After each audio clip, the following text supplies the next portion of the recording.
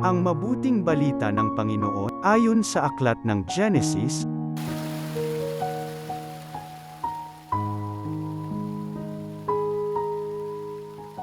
noong mga araw na iyon, sinabi ng Panginoon, katakot-takot na ang sumbong sa akin laban sa Sodoma at Gomorrah, at napakalaki ng kanilang kasalanan.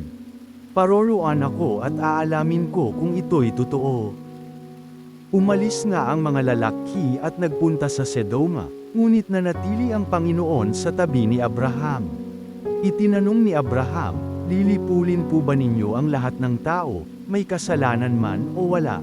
Sakaling may 50 matuwid sa lungsod, wawasakin po ba ninyo iyon? Hindi ba ninyo patatawarin ang lungsod dahil sa 50 iyon? Naniniwala akong hindi ninyo idaramay ang mabubuti.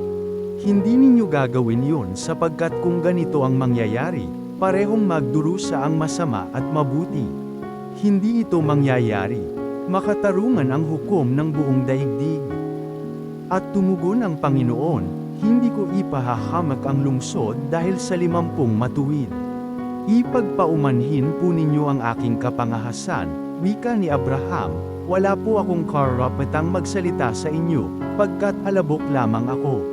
Kung wala pong 50, at 45 lamang ang matuwid, wawasakin ba ninyo ang lungsod?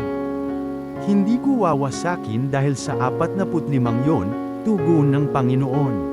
Nagtanong na muli si Abraham, kung 40 lamang, hindi ko wawasakin ang lungsod dahil sa 40 yon, tugon sa kanya.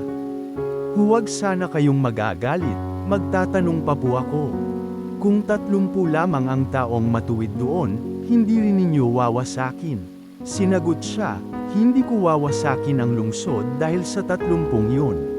Sinabi pa ni Abraham, mangangahas po uli ako.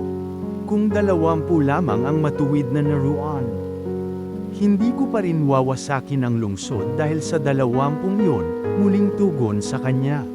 Sa katapuso'y sinabi ni Abraham, ito na po lamang ang itatanong ko. Kung 10 lamang ang matuwid na naroon, hindi ko pa rin wawasakin ang lungsod dahil sa 10 yon, tugon ng Panginoon. Ang mabuting balita ng Panginoon.